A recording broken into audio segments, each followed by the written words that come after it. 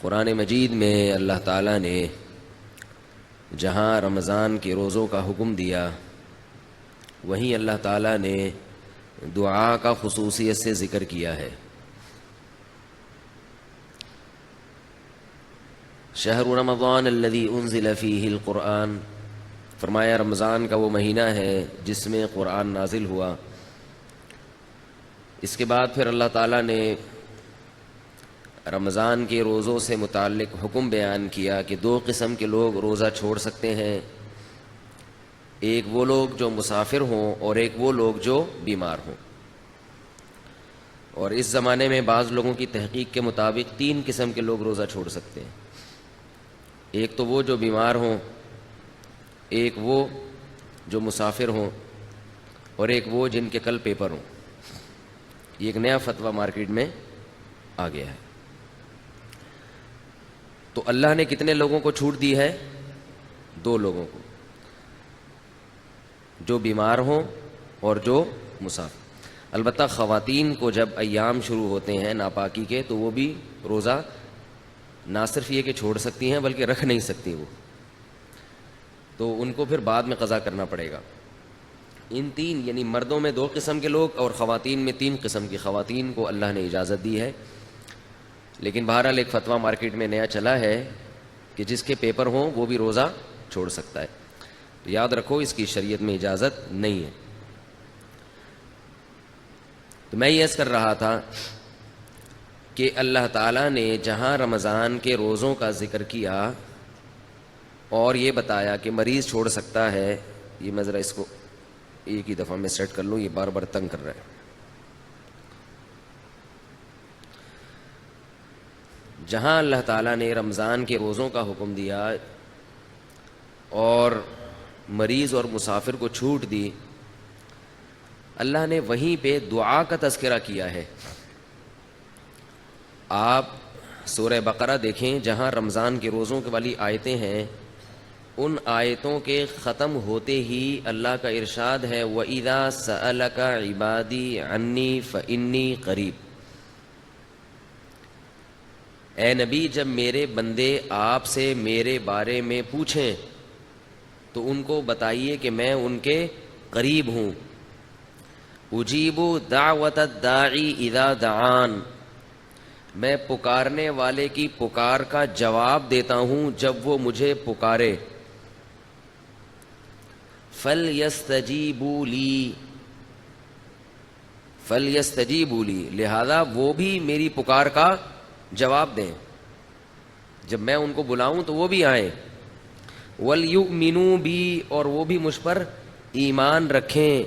لَعَلَّهُمْ يَرْشُدُونَ، تاکہ وہ بھی سیدھے راستے پہ چلیں۔ یہ بہت اہم آیتیں ہیں۔ اللہ تعالیٰ نے قرآن مجید میں رمضان کی مناسبت سے جن چیزوں کو ذکر کیا وہ 3 چیزیں ہیں جن کو اللہ نے رمضان کی آیتوں کے ساتھ، بلکہ 4 چیزیں ہیں، 4 جن کو رمضان کی آیتوں کے ساتھ جوڑا ہے۔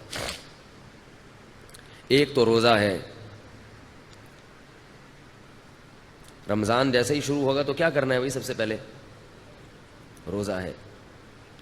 دوسرا حکم اللہ نے بتایا، روزہ نہیں رکھ سکتا تو وہ کیا کرے گا؟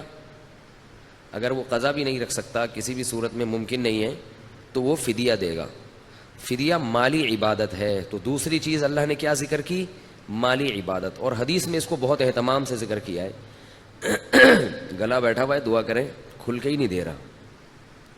جیسے ہی پشاور میں چاند کا اعلان ہوتا ہے نا تو میرا گلا بیٹھ جاتا ہے، یعنی اتنا بھی انتظار نہیں کرتا کہ بھائی کراچی میں تو ہونے دو اعلان۔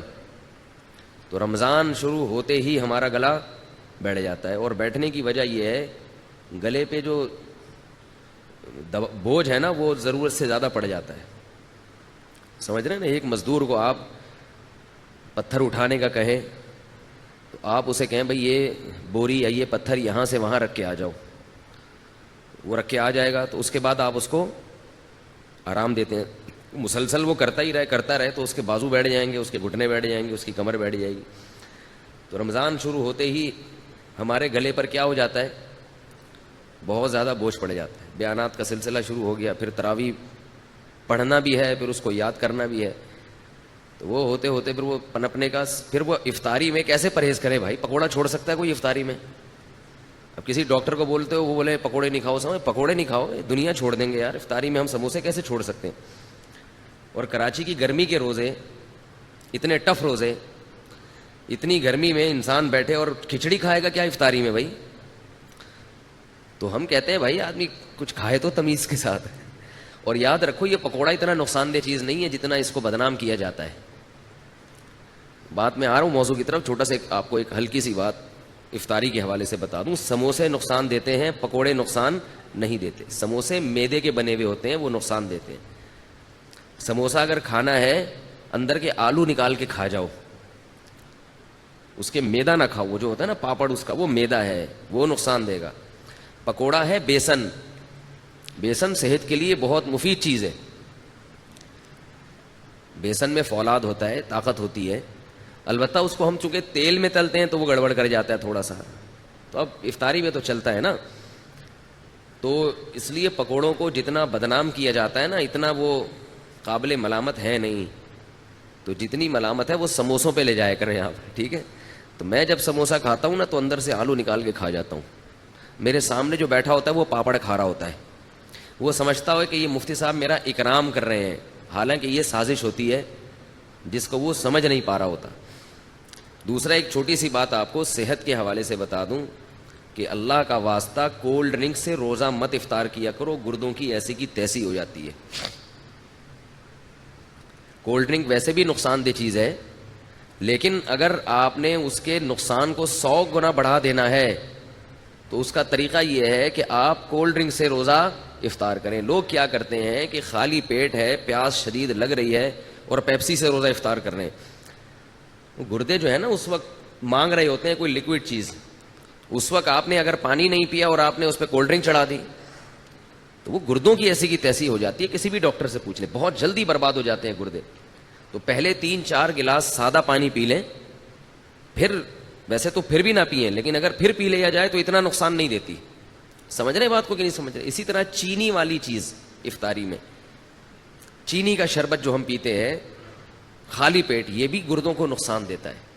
چینی جو ہے نا، چینی یہ وائٹ پوائزن ہے، وائٹ پوائزن، سفید زہر ہے. یہ چینی جب تیار ہوتی ہے تو یہ بالکل کالے کلر کی ہوتی ہے، یہ کوئلہ بن چکی ہوتی ہے. اس میں ایک کیمیکل ڈالا جاتا ہے رنگ کاٹ، جو اس کے رنگ کو کاٹ کے کیا بنا دیتا ہے؟ سفید کر دیتا ہے بالکل. تو وہ بہت خطرناک کیمیکل ہے. اب ہوتا یہ ہے کہ چینی والا شربت جب آپ پئیں گے یعنی خالی پیٹ، تو آپ کی پانی کی کمی پوری نہیں ہوتی. وہ جزو بدن بننے میں ٹائم لگاتا ہے اور چینی کی وجہ سے پیاس مزید بڑھ جاتی ہے. پانی پیتے رہتے ہیں مگر جسم میں پانی کی کمی پوری نہیں ہوتی. تو کام الٹا ہوا کہ نہیں ہوا؟ کیا خیال ہے بھائی؟ اور پھر اوپر سے وہ کیمیکل ہے. تو اس لیے بہتر یہ ہے کہ نبی صلی اللہ علیہ وسلم نے کھجور سے روزہ افطار کرنے کا حکم دیا. اس کو طیب چیز قرار دی. کھجور کھائیں، اوپر سے سادہ پانی پی لیں، تھوڑا سا ٹھنڈا بھی ہو چلے گا. ہم چائنیز نہیں ہیں کہ بالکل ہی ابلے ہوئے پانی پئیں. اتنے بھی بیوقوف نہیں ہونے چاہیے انسان کو کہ وہ ابلے ہوئے پانی جو ہے نا گرم گرم پینا شروع کر دے. نبی صلی اللہ علیہ وسلم نے ہمیشہ ٹھنڈا پانی پیا ہے، لیکن فریج کا ٹھنڈا نہیں، چشموں کا ٹھنڈا. تو ہلکا سا پانی ٹھنڈا ہو یہ اچھا ہے، زیادہ نہ ہو. لیکن گرم پانی پینا، اگر اس سے میرا ملفوظ یاد رکھیں کہ چائنیز کہتے ہیں گرم پانی سے عمر لمبی ہوتی ہے. تو گرم پانی پی کے زندہ رہنے سے بہتر ہے ٹھنڈا پانی پی کے مر جاؤ. صحیح ہے نا؟ ایسے زندگی کا کیا فائدہ جس میں آپ کو یہ لذت، جو نبی صلی اللہ علیہ وسلم نے تو اللہ کی جو محبت مانگی ہے نا، اس کو تشبیہ دی ہے ٹھنڈے پانی سے کہ اے اللہ مجھے اپنی محبت محبوب بنا دے. وَمِنَ الْمَاءِ الْبَارِدِ، ٹھنڈے پانی سے بھی زیادہ محبوب بنا دے.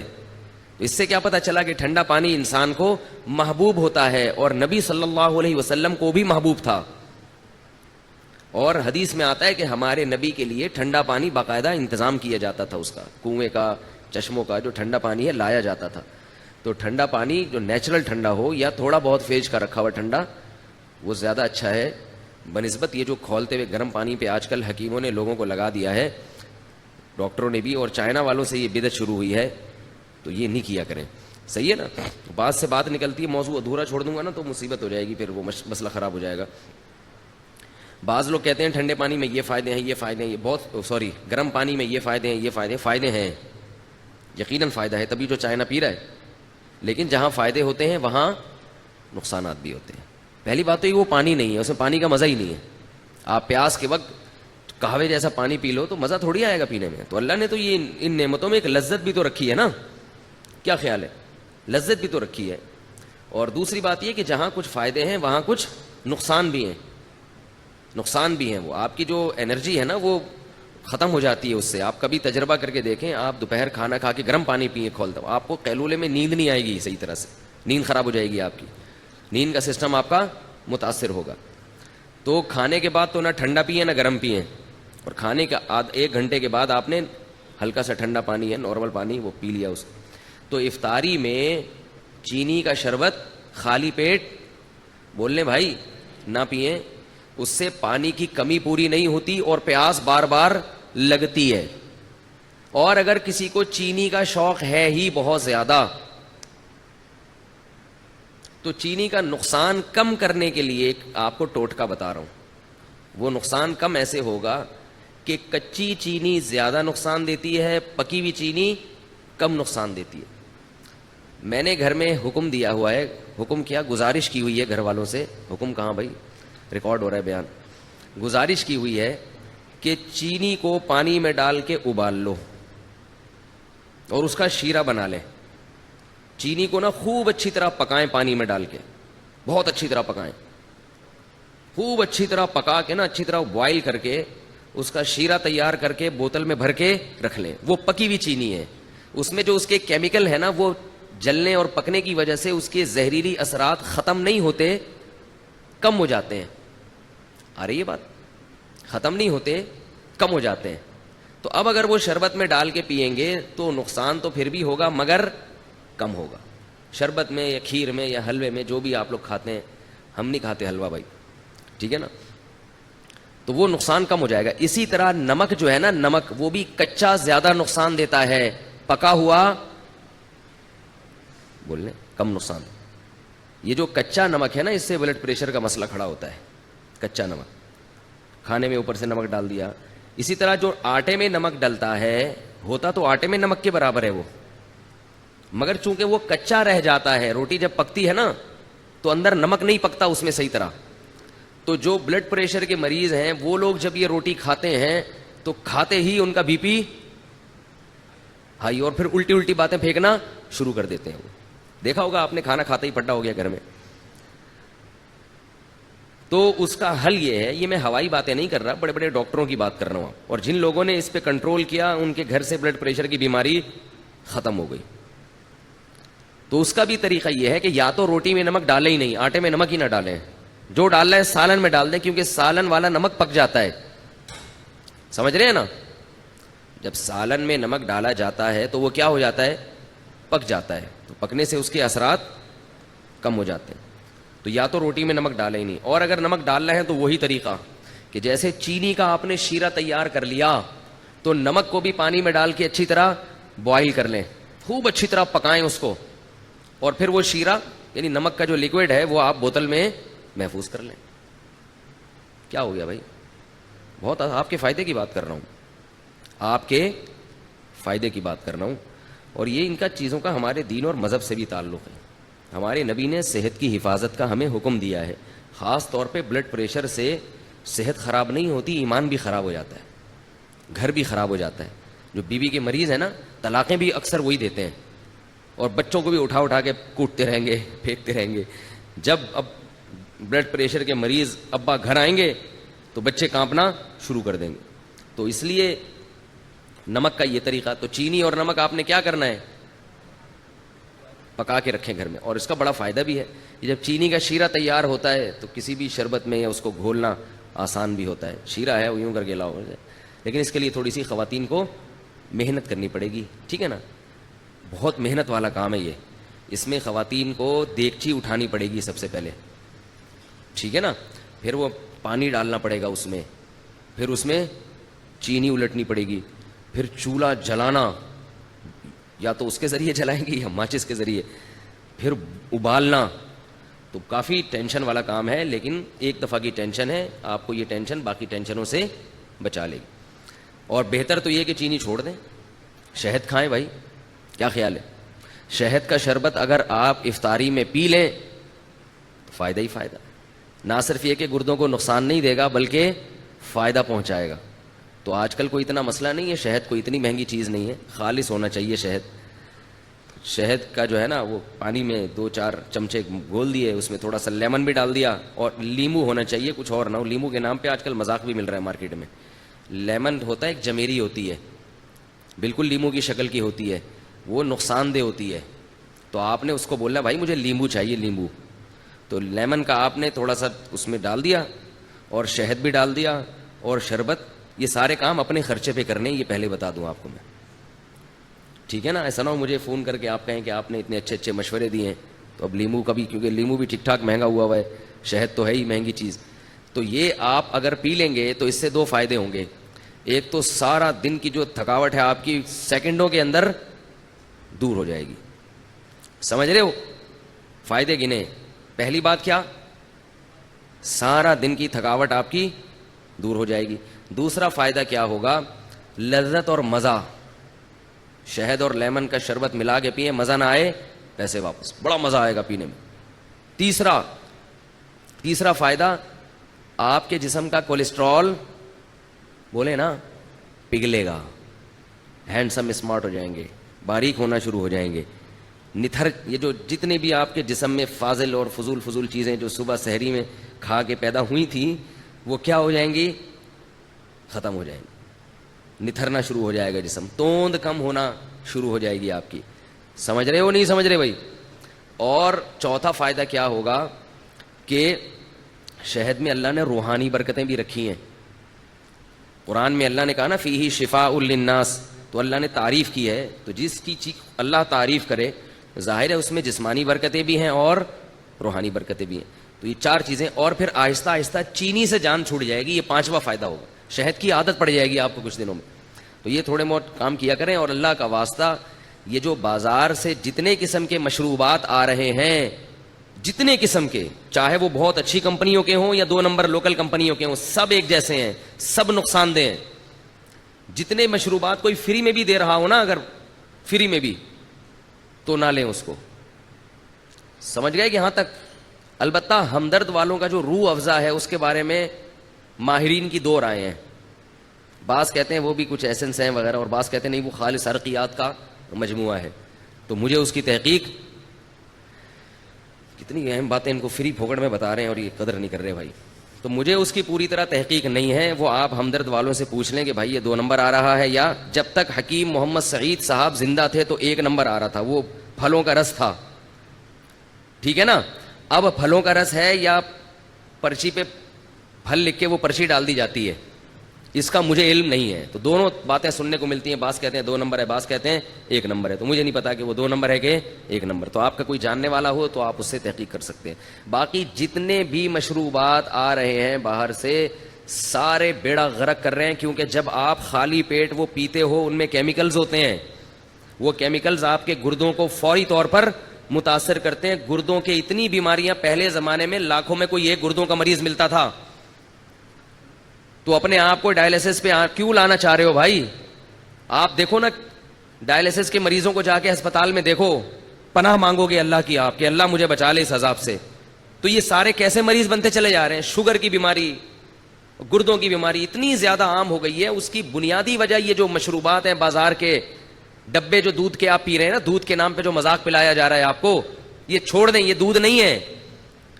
یہ جو خوشنما پیکنگ میں دودھ آ رہے ہیں, یہ سفید رنگ کی کوئی چیز ہے, یہ دودھ نہیں ہے. اس کا کسی لیبارٹری میں ٹیسٹ کروا لیں, یہ دودھ نہیں ہے. دودھ وہ ہوتی ہے جو بھینس دیتی ہے, اور یہ کمپنیاں دیتی ہیں. تو کمپنی دودھ دے سکتی ہے کبھی؟ قرآن میں آتا ہے کہ چوپائے کو تم چارہ کھلاتے اس سے دودھ نکلتا ہے. کہیں بھی نہیں ہے کہ تم کمپنی کو پیسے دیتے اس سے دودھ نکلتا ہے. قرآن میں تو کہیں بھی نہیں ہے. دودھ کہاں سے آتا ہے؟ اب یہ پہلی جماعت کے بچوں کے سوال ہیں. بتاؤ دودھ کہاں سے آتا ہے؟ گائے سے آتا ہے یا کمپنی سے آتا ہے؟ گائے دودھ دیتی ہے. ہندو اسی لیے تو گائے کی عبادت کرتے ہیں کہ وہ دودھ دیتی ہے. ہندو کو کبھی دیکھا کہ نیسلے کمپنی کی عبادت کرتے ہوں, یا ملک پیک کی عبادت کرتے ہوں, یا ملک ٹیئر کی عبادت کرتے ہوں؟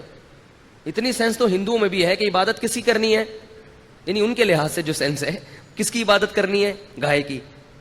اور ہم کیا کر رہے ہیں, ہندوؤں کو مجبور کر رہے ہیں کہ وہ کس کی عبادت شروع کر دیں, کمپنیوں کی عبادت شروع کر دیں. تو دودھ گائے دیتی ہے, گائے سے دودھ نکالو یا جس نے نکالا ہوا ہے اس سے جا کے خریدو, اس میں جراثیم اگر ہیں تو کوئی مسئلہ نہیں ہے, وہ جراثیم والا اس بغیر جراثیم سے بہتر ہے. جراثیم بھی اس میں اسی لیے آ رہے ہیں کہ وہ دودھ ہے, جراثیم کو بھی پتا ہے کہ یہ کیا ہے, دودھ ہے. اور یہ جو ڈبوں کے دودھ ہیں ان کو کھول کے رکھ دو, اس کو جراثیم بھی لفٹ نہیں کراتے. تو جس چیز کو جراثیم بھی لفٹ نہ کرا رہے ہوں اس کو آپ کیوں پی رہے ہو بھائی؟ تو یہ ساری چیزیں کھا کھا کے لوگوں کے گردوں کا بیڑا غرق ہو گیا, شوگر کے مریض بنتے چلے جا رہے ہیں, توندیں نکلتی چلی جا رہی ہیں, جسم ڈھلکتے چلے جا رہے ہیں, چہروں کی رونقیں ختم ہو رہی ہیں, پھر بھی پی رہے ہیں, بچوں کو بھی پلا رہے ہیں. اس لیے یہ اللہ نے قرآن میں حکم دیا ہے کہ اپنے آپ کو خود سے ہلاک مت کرو. جیسے خودکشی کرنا حرام ہے کھمبے سے چپک کے, ایسے ہی سلو پوائزن کھا کے آہستہ آہستہ اپنے آپ کو تباہ کرنا بھی غلط کام ہے, ناجائز کام ہے. اگر آپ کو پتا ہے کہ اس سے مجھے نقصان ہو رہا ہے, یہ عجیب بات ہے کہ کھمبے سے چپکنا تو حرام ہے, اپنے آپ کو مار دینا. یعنی آپ مجھے بتاؤ, ایک آدمی خودکشی کر رہا ہے, وہ ایسے کر رہا ہے کہ ابھی گیا اور ابھی بجلی کے کھمبے پہ ہاتھ لگایا اور ابھی مر گیا, تو یہ ناجائز ہے یا نہیں ہے بھائی؟ اور ایک آدمی ایسے اپنے آپ کو ہلاک کر رہا ہے کہ وہ تھوڑا تھوڑا کرنٹ اپنے لگاتا ہے کہ میں ابھی نہیں مروں, 10 سال میں مر جاؤں. تھوڑا تھوڑا اپنے آپ کو کیا کر رہا ہے, ہلاک کر رہا ہے. آج تھوڑا سا کرنٹ, پھر تھوڑا اور ذرا جھوڑ کا جھٹکا, پھر اور. ٹھیک ہے, یہ ویسا حرام نہیں ہے جیسا ایک دم سے مارنا, لیکن کیا اس کو بھی ہم صحیح کہہ سکتے ہیں اس عمل کو؟ ہے بھائی زندگی کی حفاظت جب فرض ہے تو پھر وہ ہر لحاظ سے فرض ہے.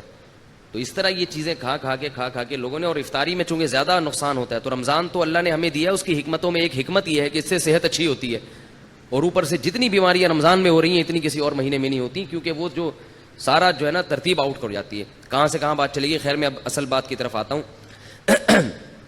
تو میں یہ عرض کر رہا تھا کہ اللہ نے قرآن میں رمضان کے لیے 4 احکام خصوصیت سے بیان کریں, ایک پر اشارہ دیا ہے لیکن حدیث میں اس کی پھر وضاحت ہے. تو وہ 4 کام میں سب سے پہلا کام کیا ہے, بولو بھائی, روزہ. اس میں تو آپشن ہے ہی نہیں, وہ تو رکھنا ہی رکھنا ہے.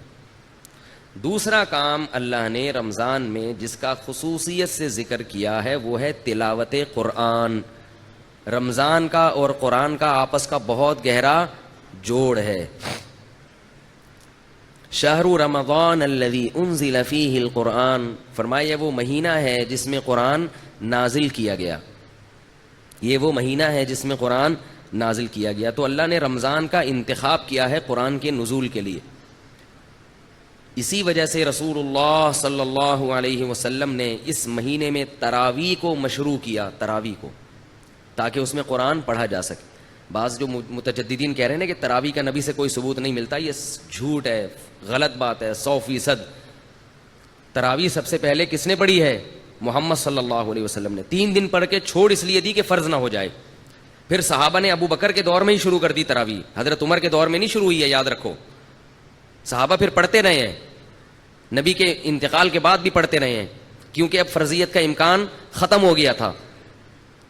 حضرت عمر نے صرف اتنا کیا ہے کہ مختلف ٹولیوں میں جو پڑھ رہے تھے ان کو ایک امام پہ جمع کیا ہے, کیونکہ نبی نے جو پڑھائی تھی وہ نبی نے, آپ اکیلے امام تھے اور باقی سب لوگ مقتدی تھے. تو حضرت عمر نے ان کو نبی کے نہج پہ اس تراویح کو حضرت عمر لے کر آئے ہیں. اور اس کو جو نیا کام کہا وہ اس لیے کہ ابو بکر کے دور میں ایک امام پر نہیں تھے, تو اس لحاظ سے وہ نیا ہے, حضرت ابو بکر کے دور کے لحاظ سے. سمجھ رہے بات کو؟ تو بعض لوگ کہتے ہیں تراویح کا لفظ قرآن سے دکھاؤ, حدیث سے دکھاؤ. تراویح کا لفظ حدیث میں نہیں ہے, تراویح کی نماز حدیث میں ہے. تو ہم نماز کو زیادہ فوکس کرتے ہیں, ناموں میں ہمیں الجھنے کی ضرورت نہیں ہے. آپ اگر تراویح کو کوئی اور نام دینا چاہیں تو ہمیں کوئی پریشانی نہیں, آپ اس کو صلاۃ اللیل کہہ لیں, رات کی نماز کہہ لیں, قیام رمضان کہہ لیں, تو بھی ٹھیک ہے. تو ناموں سے کیا ہوتا ہے؟ اور یہ تراویح ہم نے نام نہیں دیا, یہ اسلاف نے نام دیا ہے, تابعین نے نام دیا ہے تراویح کو.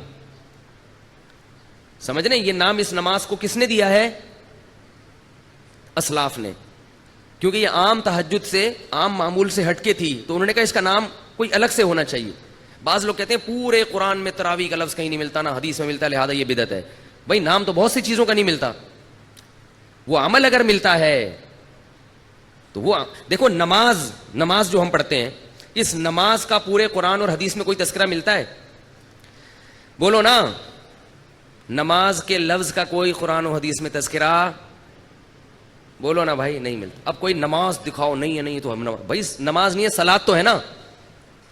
5 نمازیں جو ہم پڑھتے ہیں اس عمل کا ثبوت ملتا ہے. اس کو نام ہم کچھ بھی دیتے ہیں. عربی میں اس کو صلاۃ کہتے ہیں, قرآن نے اس کو صلاۃ کہا. اردو میں ہم اس کو کیا کہتے ہیں؟ نماز کہتے ہیں. تو نام چینج کرنے سے کچھ نہیں ہوتا. اگر وہ عمل ہمیں مل رہا ہے تو ہم اس کو اپنی آسانی کے لیے کوئی بھی نام دے سکتے ہیں. اب میں کہیں تقریر کر رہا ہوں, 5 نمازیں فرض ہیں. اب کوئی جناب پروفیسر صاحب اٹھ کے کہیں گے نماز تو قرآن میں کہیں ہے ہی نہیں, تو میں کہوں یہ جو فجر ہم نے 2 رکعتیں پڑھی ہیں یہ ہے یا نہیں؟ کہہ رہے یہ 2 رکعتیں تو ہیں مگر نماز نہیں ہے. میں نے کہا پھر کیا ہے؟ وہ کہا یہ تو صلاۃ ہے. میں کہا اچھا بھائی, ناموں میں جھگڑا ہے, تم اس کو صلاۃ کہہ دو یار. ہم چونکہ اردو اسپیکنگ ہیں, ہماری زبانوں پہ کیا چڑھا ہوا ہے؟ بولو نا, نماز چڑھا ہوا ہے. تو بھائی نبی صلی اللہ علیہ وسلم سے رمضان میں الگ سے جماعت کے ساتھ 3 دن تراویح پڑھانا ثابت ہے, لیکن اس کو آپ نے تراویح کا نام نہیں دیا. ابو بکر رضی اللہ نے بھی اس کو تراویح کا نام دیا, حضرت عمر نے بھی نام نہیں دیا, لیکن ایک نماز بہرحال اس کا وجود اور ثبوت ہو گیا. اب جب ہو گیا تو پھر اسلاف نے آسانی کے لیے اس کو الگ نام دے دیا, کیونکہ وہ الگ نوعیت کی نماز تھی. تہجد کی نماز جماعت سے نہیں پڑھی جاتی. نفل نماز میں لوگوں کو بلا کے اکٹھا کر کے اتنی بڑی جماعت قائم کرنا بدعت ہے. یاد رکھو, نماز میں جو کام نبی نے انفرادی کیا وہ انفرادی کرنا پڑے گا, اور جو اجتماعی کیا وہ اجتماعی کرنا پڑے گا. اجتماعی کو انفرادی اور انفرادی کو اجتماعی نہیں کر سکتے آپ. فجر کی 2 سنتیں جو نبی نے پڑھی ہیں اجتماعی پڑھی ہیں یا انفرادی پڑھی ہیں؟ بولو نا بھائی, انفرادی. اب اگر آپ کہیں میں 2 سنتیں جماعت سے پڑھوں گا, بدعت بن جائے گا کہ نہیں بن جائے گا؟ تو رمضان میں نبی صلی اللہ علیہ وسلم نے یہ جو نوافل تھے یہ جماعت سے پڑھے ہیں, جبکہ عام دنوں میں تہجد آپ صلی اللہ علیہ وسلم جماعت کا اہتمام نہیں کرتے تھے. اگر جماعت ہوتی بھی تو 1-2 صحابی آگے کھڑے ہو گئے.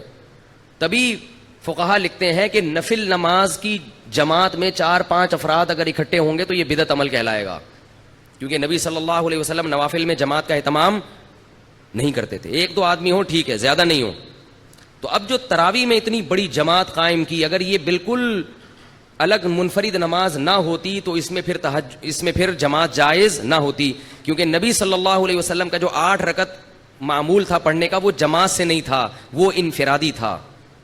تو اس میں جماعت قائم کرنا کہاں سے جائز ہو گیا؟ عجیب بات ہے کہ بعض لوگ جو ہے نا وہ تراویح کی رکعتیں بخاری سے لیتے ہیں اور نبی سے لیتے ہیں, اور جماعت کہاں سے لے رہے ہیں؟ حضرت عمر سے لے رہے ہیں, اور ان دونوں کو ملا کے ایک مسئلہ بنا رہے ہیں. بھئی جب آپ جماعت حضرت عمر سے لے رہے ہیں تو رکعتیں بھی آپ کو کہاں سے لینی پڑیں گی؟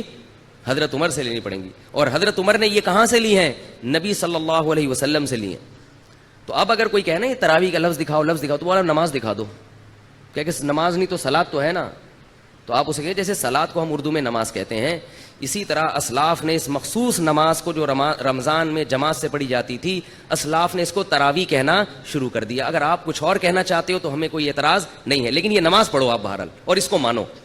اور اسلاف نے اس کو تراویح کہا کیوں یہ بھی سن لیں, کچھ اور کہہ دیتے.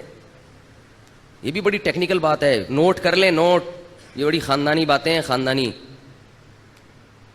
تراویح اس لیے کہا کہ اسلاف جو تابعین تبع تابعین جب یہ نماز پڑھتے تھے تو ان کا معمول تھا کہ 4 رکعتوں کے بعد آرام کرتے تھے, تھوڑا سا وقفہ کرتے تھے, تھکاوٹ دور کرتے تھے. کتنی رکعتوں کے بعد؟ 4 رکعت. تو اب 4 رکعتوں کے بعد ریسٹ. عربی میں ریسٹ کو استراحہ کہتے ہیں. کیا کہتے ہیں؟ استراحت. ہوتا ہے نا ایک جلسہ استراحہ, استراحت. استراحہ اصل میں تھا استرواح, اور اس کے جو اصل حروف ہے نا وہ را, واو اور ہا ہے, روح. اسی سے مروحہ ہے, پنکھا, مروحہ, را واو ہا آ رہا ہے نا. پنکھا کیا کرتا ہے؟ ہوا پھینک کے آپ کو راحت دیتا ہے, بشرطے کہ چل رہا ہو.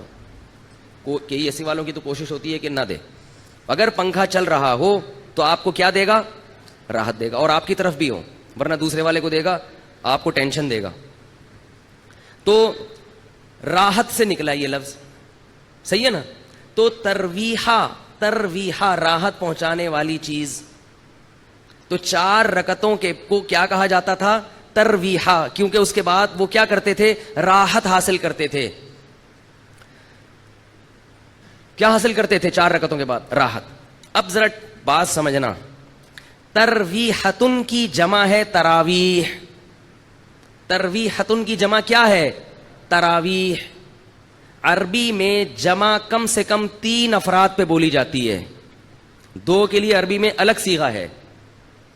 دیکھو, رجل ایک آدمی, رجلانی 2 آدمی, رجال 2 سے زیادہ. رجل کیا ہوا؟ روزہ کیوں لگ رہا ہے آپ کو؟ ہمارا بھی روزہ ہے بھائی, بولے نا ذرا. رجل ہمارے بھی روزہ ہے. آپ ہمارے سامنے یہ نہ بتائیں کہ صرف آپ کو روزہ لگتا ہے, سب مسلمان ہیں. رجل ایک آدمی, رجلانی 2 آدمی, رجال بہت سارے یعنی 2 سے زیادہ, وہ کہیں کچھ بھی ہو سکتے ہیں. ترویحتن ایک ترویحہ یعنی 4 رکعتیں. ترویحتانی 2 ترویحیں یعنی 8 رکعتیں. تراویح 8 سے زیادہ. پتہ یہ چلا کہ اسلاف کے دور میں 8 رکعت تراویح کا تصور نہیں تھا, ورنہ وہ اس کو ترویحتانی کہتے. تراویح آپ لوگوں نے قسم اٹھائی ہوئی ہے بھائی, جملہ مکمل کیا کریں. اگر وہ 8 رکعتیں کا معمول ہوتا اسلاف میں تو وہ اس کو ترویحتانی کہتے, تراویح نہیں کہتے. مصنف ابن ابی شیبہ کی روایت ہے, جا کے دیکھ لیں. اور مزے کی بات یہ کہ عربی میں جمع کی 2 قسمیں ہیں, ایک جمع قلت اور ایک جمع کثرت. جمع قلت کہا جاتا ہے 9 تک کے افراد, اور جمع کثرت اس سے بھی زیادہ. تو تراویح کا مطلب 3 ترویحوں سے زیادہ. 12 رکعتوں کو بھی نہیں کہہ سکتے آپ, الا یہ کہ اس میں تسامح سے کام لے, ورنہ اصل کیا ہے کہ تراویح کا مطلب بہت سارے ترویحیں, بہت سارے ترویحیں. تو اس لیے کم سے کم تراویح کی مقدار, یعنی اس لفظ جو ہے نا, یہ کم سے کم جن افراد پہ صادق آ رہا ہے وہ 12 رکعتیں کم سے کم, اور یہ لفظ بتا رہا ہے کہ وہ 12 سے بھی زیادہ ہے. تو یہ لفظ خود انکار کر رہا ہے کہ تراویح 8 رکعتیں نہیں ہو سکتی. یہ اسلاف ورنہ اس کو یہ نام نہ دیتے. رہی وہ حدیث موطا امام مالک کی کہ جس میں آتا ہے کہ حضرت عمر نے 8 رکعتیں اور 3 وتر پڑھائے ہیں, وہ حدیث ضعیف ہے. اب میں اس کی سند میں جاؤں گا تو ٹائم لگے گا. گل ویلے دی تے پھل موسم دا والی بات کر لوں آپ کے سامنے, بھائی بات شارٹ مختصر اور سمجھ میں آ جائے. اس حدیث وہ موطا امام مالک کس کی کتاب ہے؟ پورا نام بتا رہا ہوں, موطا امام مالک. یہ کس کی کتاب ہے؟ یہ تو ایسے پھر بھی نہیں بتا رہے یار آپ لوگ. یہ تو ایسے ہی ہو گیا جیسے ایک وہ تھا, ایک وہ بیٹھا ہوا تھا, وہ پہلے زمانے میں سیٹ چیلے, وہ تو نہیں گرو ہوتا تھا نا, اس کا ایک چیلا ہوتا تھا, ہے چیلا. تو جو چیلا تھا نا وہ بڑا مالدار تھا, اور گرو کیا تھا؟ غریب بیچارہ, ظاہر ہے اس کا نوکر تھا. ہمارے حضرت اس پہ یہ واقعہ اس پہ سنایا کرتے تھے کہ ہر مالدار آدمی میں عقل نہیں ہوتی, بعض دفعہ بیوقوفوں کو اللہ دولت زیادہ دے دیتا ہے, بلکہ زیادہ تر ایسا ہی ہو جاتا ہے, ٹھیک ہے نا, اللہ اپنی قدرت دکھاتا ہے. تو اور اگر اللہ یہ اصول بناتے کہ جس کے پاس پیسہ ہو تو اس کے پاس, جس کے پاس عقل زیادہ ہو پیسہ بھی ہوگا, تو بیوقوف تو بھوکے مر جاتے بیچارے.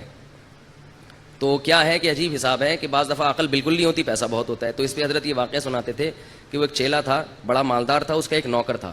تو چیلے نے اپنے نوکر سے کہا, گرو سے کہا کہ مجھ سے وہ حضرت پنجابی میں سناتے تھے, بڑا مزہ آتا تھا مجھے, وہ پوری پنجابی اس طرح آتی نہیں ہے, تو میں کچھ اردو کچھ پنجابی کا تڑکا لگانے کی تھوڑی سی کوشش کروں گا, کیونکہ اس لطیفے کا پنجابی میں ہی مزہ ہے. جو لطیفہ جس زبان میں بنا ہو وہ اسی میں سننے میں مزہ آتا ہے, وہ کسی اور زبان میں جب ترجمہ ہوگا تو اس بیچارے کی لطیفے کی ایسی کی تیسی ہو جاتی. تو حضرت اس پہ سنایا کرتے تھے کہ وہ گرو نے اس سے پوچھا, بلکہ وہ سرائکی میں ہے, کہ اپنے نوکر سے کہا کہ مجھ سے کوئی پہیلی پوچھو, لیکن یہ بتا دوں اگر مجھے اس کا جواب نہ آیا نا تو تیری ٹھکائی لگاؤں گا میں. یعنی اپنے نوکر سے خود ہی اپنی ذہانت کا امتحان بھی لے رہا ہے, اور پھر یہ بھی ڈر ہے کہیں فیل ہو کے میں بیوقوف ہونا میرا ثابت نہ ہو جائے. تو کہہ رہا ہے کہ اگر مجھے اس کا جواب نہیں آیا نا, مجھ سے حل نہیں ہوئی, تو میں تجھے چھوڑوں گا نہیں. اب وہ بیچارہ پریشان, یہیں سے بیوقوفی شروع ہو گئی نا. اب وہ کہہ رہا ہے کہ یار سوچ کے کوئی ایسی پہیلی لے کر آؤ بہت ہی آسان ہو، بہت آسان ہو، جس کا جواب آ جائے. تو اب اس نے پہلی پوچھی کہ حضور بتاؤ کہ ایک جانور ہے تے پونچھ گھمیندی ہے. گھمیندی پنجابی کا لفظ ہے، سرائکی کا لفظ ہے، سرائکی ہے نا، تو سرائکی میں یہ لطیفہ. پونچھ گھمیندی ہے، چولہے کے گرد گھومتی ہے. یعنی ایک جانور ہے جو اکثر چولہے کے گرد گھومتا ہے اور دم ہلاتی ہے رہتی ہے، صحیح ہے نا. اور مزید آسان کرنے کے لیے بولے میاؤں میاؤں کرندی ہے. ٹھیک ہے، اب تو بات ہی حل ہو گئی نا. ایک جانور ہے جو گھر میں رہتا ہے، دم ہلاتا ہے اور اکثر چولہے کے گرد گھومتا ہے اور میاؤں میاؤں کرتا ہے. بوجھو کی ہے، بتاؤ بھائی کون سا جانور ہے. اب وہ سوچ میں پڑ گیا. اب وہ کیا ہو رہا ہے، سوچ. کافی دیر سوچنے کے بعد بولتا ہے کوکیڑ، مرغا. اب یہ نوکر نے بولا میری تو آئی شامت، اگر میں بولوں غلط ہے. بڑا ہوشیار تھا. اس نوکر نے بولا حضور لگتا ہے کسی نے دسیا ہے، یہ اتنا مشکل پہیلی کا جو آپ جواب لے کر آئے ہو، یہ لگتا ہے کسی نے آپ کے کان میں چپکے سے بتایا ہے. بڑے فخر سے کہتا ہے اوئے عقل جی دوڑ ہے، عقل جی. یہ کیا ہے؟ عقل جی دوڑ ہے، عقل کی دوڑ ہے بھائی، کوئی بتا نہیں رہا ہم کو. تو میں آپ سے پوچھ رہا ہوں موطا امام مالک کس کی کتاب ہے؟ آپ کہہ رہے ہیں پتہ ہی نہیں. تو نام تو لے رہا ہوں امام مالک کی. یہ تو ایسے ہی ہو گیا جیسے ایک امتحان میں سوال آیا. پہلے محمد بن قاسم کا پورا تذکرہ تھا کہ اس نے ہندوستان پہ 17 حملے کیے اور یہ کیا اور وہ کیا. آخر میں بچوں سے سوالات تھے، کیونکہ وہ بچے اتنے نالائق تھے آج کل جیسے اسکولوں کے ہوتے ہیں کہ وہ استاذ پیپر اتنا آسان بناتے ہیں پھر بھی پاس نہیں ہوتے. تو اب استاذ نے تنگ آ کے جو پیپر بنایا نا وہ یہ تھا. پہلا سوال تھا محمد ابن قاسم نے محمود غزنوی نے ہندوستان پہ 17 کیا کیے. محمود غزنوی نے ہندوستان پہ 17 کیا کیے؟ حملے کیے ظاہر ہے. دوسرا سوال یہ تھا محمود غزنوی نے کس ملک پہ 17 حملے کیے؟ یہ دوسرا سوال ہے. تیسرا سوال ہے کس شخص نے ہندوستان پہ 17 حملے کیے؟ یہ 3 سوال ہیں اور ان 3 میں ایک کرنا ہے، 2 اختیاری ہیں. ٹھیک ہے نا، کمپلسری صرف ایک ہی سوال ہے. بچے پھر بھی فیل ہو جاتے ہیں، وہ پھرے دیکھ رہے ہوتے ہیں جو لے کر آئے ہیں نا یار اس میں کہاں لکھا ہوا ہے. تو دیکھو کہاں کتنا آپ لوگوں نے پریشان کر دیا. اگر آپ اسی وقت جواب دے دیتے امام مالک کی ہے تو پھر مسئلہ یہ اتنے 2 واقعات آپ کو اتنے حسین واقعات سننے کو نہ ملتے. تو موطا امام مالک میں یہ حدیث ہے کہ حضرت عمر نے 8 رکعتیں اور 3 وتر پڑھائے تھے. تو موطا امام مالک کس کی کتاب ہے؟ امام مالک کی. امام مالک نے خود اس حدیث کو نہیں لیا ہے، یہ ضعیف ہے. اگر یہ صحیح ہوتی تو جو اس کا مؤلف ہے سب سے پہلے وہ اس کو فالو کرتا نا. خود امام مالک کا یہ مذہب نہیں ہے کہ تراویح 8 رکعتیں ہیں، خود انہوں نے اس کو فالو نہیں کیا. سمجھ رہے ہو بات کو؟ تو اس لیے جو مجتہدین ہیں، جو فقہاء ہیں، ان کی بات کو مانو بھائی، جو ساری دنیا چلتی چلی آئی ہے. اب یہ تو اب رواج ہو گیا اتنا. پھر بھی بار بار میں یہ کہتا ہوں کہ لڑنا نہیں چاہیے ان چھوٹے مسائل میں، بس آپ کا نظریہ درست کرنا، موقف اپنا سامنے رکھنا مقصد ہے. پھر بھی کوئی 8 پڑھ رہا ہے 20 پڑھ رہا ہے تو کسی پہ طنز نہ مارو. لوگ کیا کرتے ہیں کہ ایک دوسرے پہ طنز کرنا شروع کر دیتے ہیں. تو آپ اپنے آپ کو متبع سنت سمجھیں اور دوسرے پہ طنز ماریں، یہ طریقہ غلط ہے. اور نبی صلی اللہ علیہ وسلم کے نہ یہ اخلاق ہے نہ یہ سیرت ہے. وہ بولیں بھائی اس بیچارے کی جو سمجھ میں آیا، اس کو نبی کا جو طریقہ اس کی سمجھ گیا، وہ اپنے حساب سے سنت کو فالو کر رہا ہے تو ٹھیک ہے. اس کو اگر وہ اجتہادی خطا پہ ہے تو اللہ تعالیٰ پھر اس کو، اگر وہ اس میں صلاحیت ہے اجتہاد کی اور خطا ہو رہی ہے تو اللہ اس کو ثواب دے دے گا اس پہ. تو 2 کام میں نے بتا دیے. دوسرا کام کیا ہے؟ تلاوت. اور اسی کے لیے نبی صلی اللہ علیہ وسلم نے تراویح کو مشروع قرار دیا. پھر آپ صلی اللہ علیہ وسلم حضرت جبریل کے ساتھ رمضان میں قرآن کا دور کیا کرتے تھے. تو اس لیے رمضان میں رات کو تراویح بھی پڑھنی چاہیے اور دن میں بھی تلاوت کا اہتمام کرنا چاہیے. تیسرا کام جس کا حدیث میں ذکر ملتا ہے اور قرآن نے اشارہ بھی دیا ہے اس کی طرف، وہ کیا ہے؟ صدقات و خیرات کی کثرت.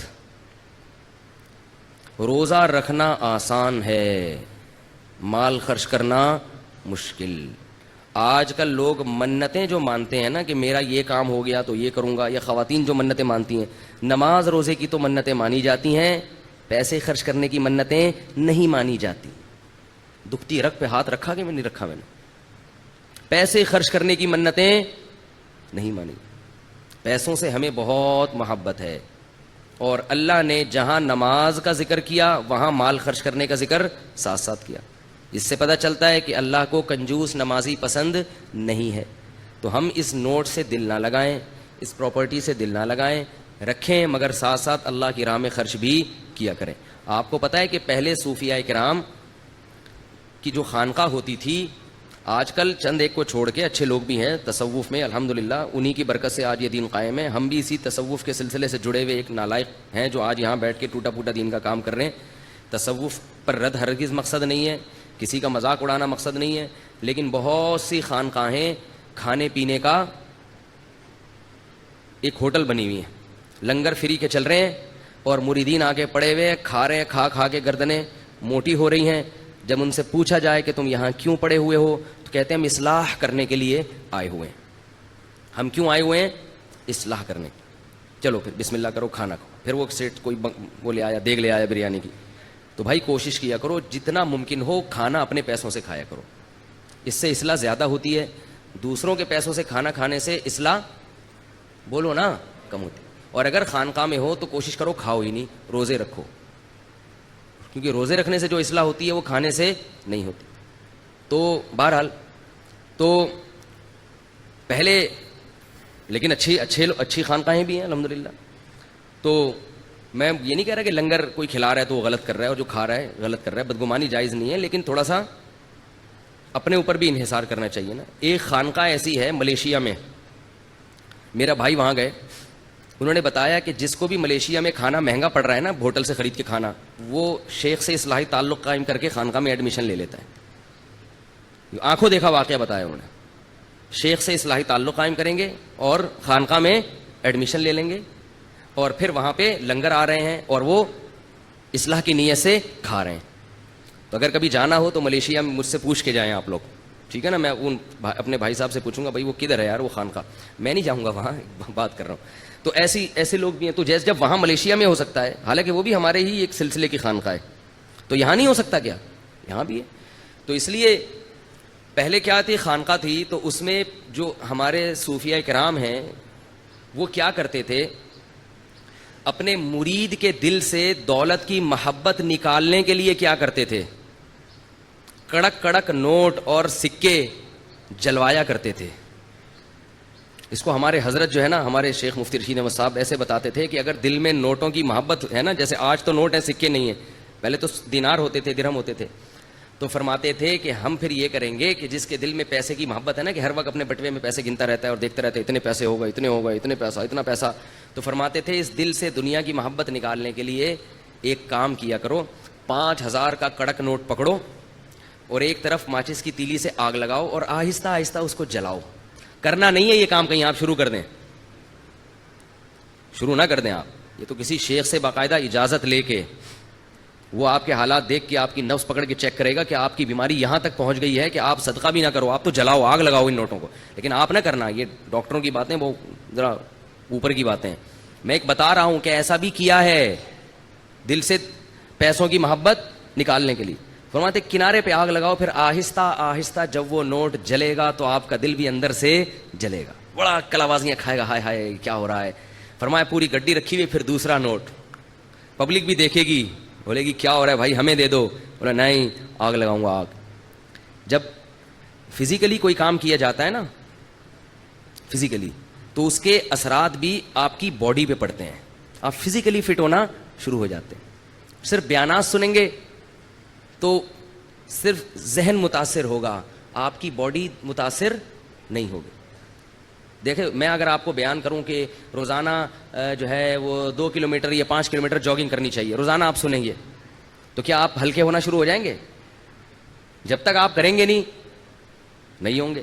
تو اگر میں آپ کو یہ بتاؤں نوٹوں کی محبت دل میں نہیں ہونی چاہیے, پیسے سے محبت نہیں ہونی چاہیے, دنیا ہے ختم ہونے والی ہے, قبر میں نہیں جائے گا, سنتے رہو گے کچھ بھی اثر نہیں ہوگا. تو فزیکلی جب آپ اس کو جلانا نہیں, بھائی اللہ کا واسطہ بار بار کہہ رہا ہوں, اگر آپ اس کو جلانا شروع کر دیں اور وہ آپ کہیں گے کہ پھر ہمیں کیوں ترغیب دے رہے ہو جب منع بھی کر رہے ہو, وہ پھر کسی اور وقت بتاؤں گا میں.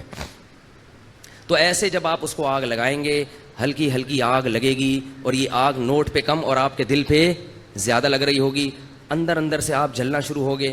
زیادہ محبت ہوگی تو آپ کے سر کے بال خود بخود غائب ہونا شروع ہو جائیں گے, ایسا لگے گا وہ بھی جل رہے ہیں اور بغلیں بھی جل رہی ہیں, ٹھیک ہے نا, سب جلا کے آپ بالکل صاف ستھرے ہو جاؤ, تھوڑے دنوں میں آپ کے دل سے یہ دنیا کی محبت ختم. اور آپ دیکھو گے یار جلا دیا پھر بھی اللہ کھانے کو دے رہا ہے, تو میری بنیادی ضرورتیں پوری ہو رہی.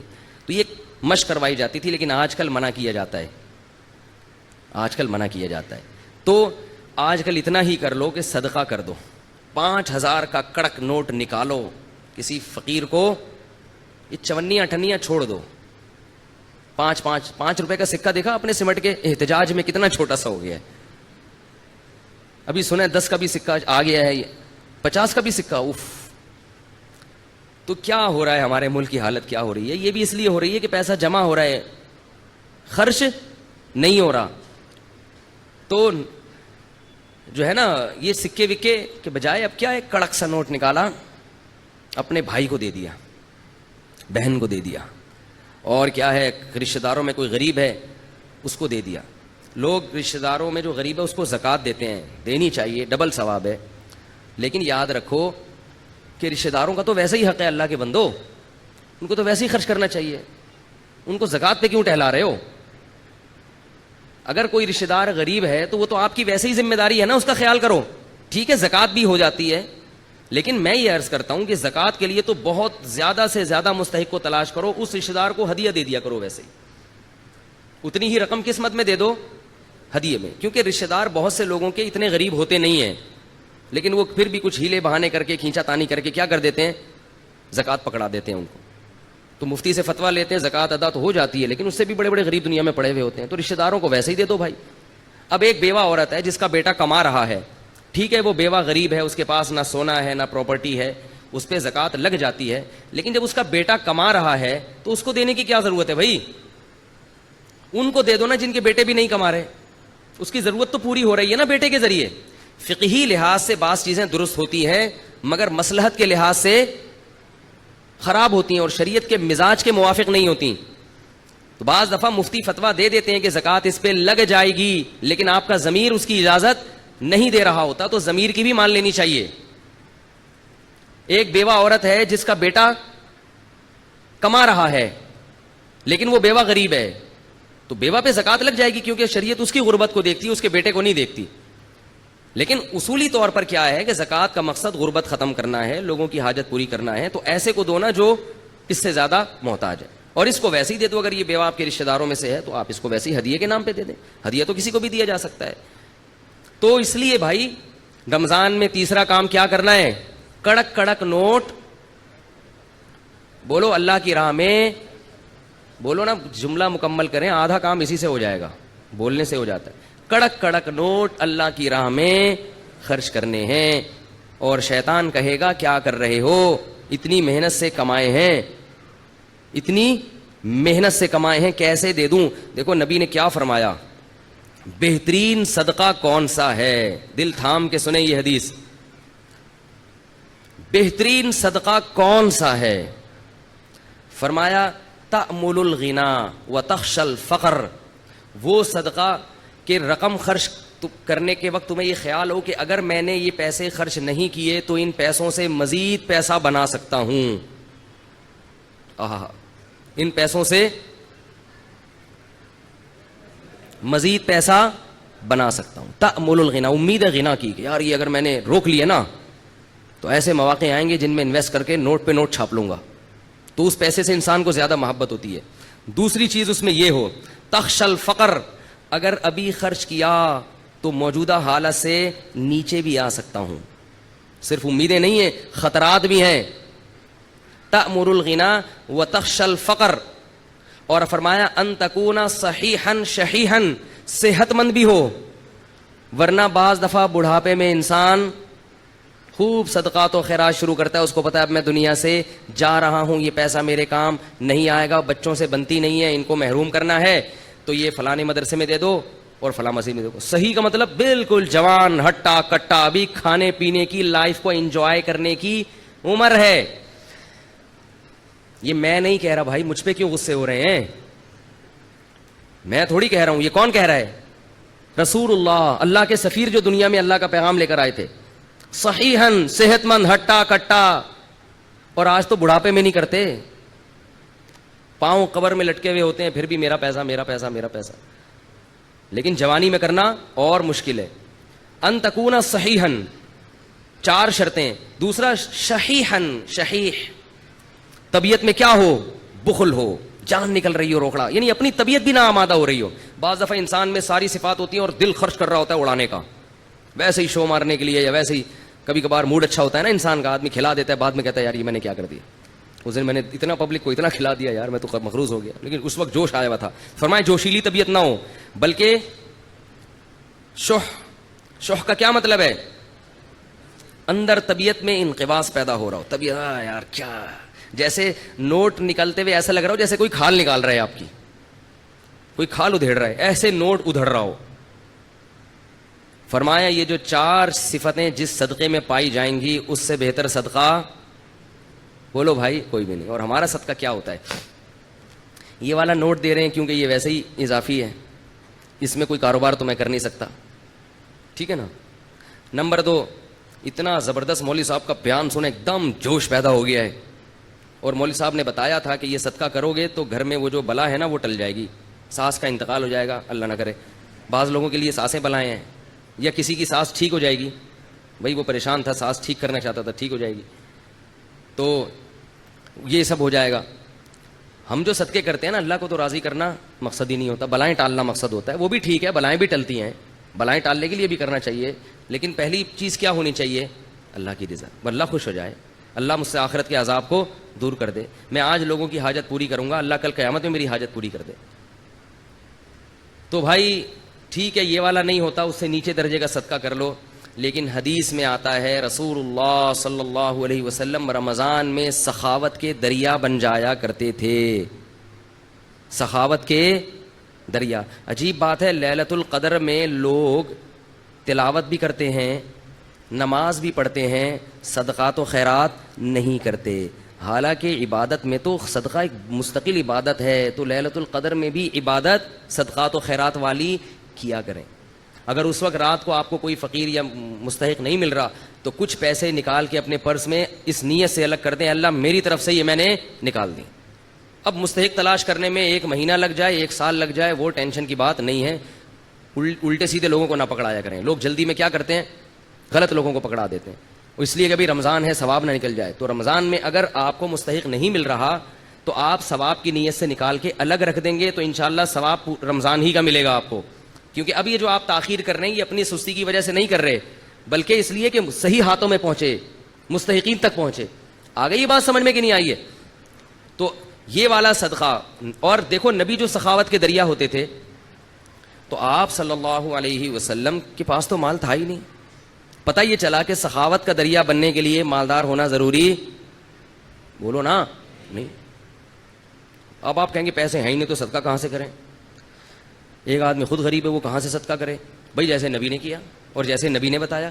نبی نے فرمایا کہ تمہارے پاس اگر 1 کھجور ہے، 1 کھجور تو ہوتی ہے نا، اور اگر 1 کھجور بھی نہیں ہے تو مجھے بتائیں بھائی کچھ چندہ وندہ کرتے ہیں اس کے لیے ہم لوگ یہاں سے.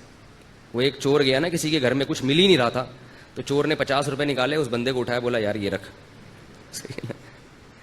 تو 1 کھجور تو ہوتی ہے بھائی سب کے پاس، تو صرف 1 کھجور ہے، اس سے زیادہ مسکین دنیا میں کوئی بھی نہیں ہے.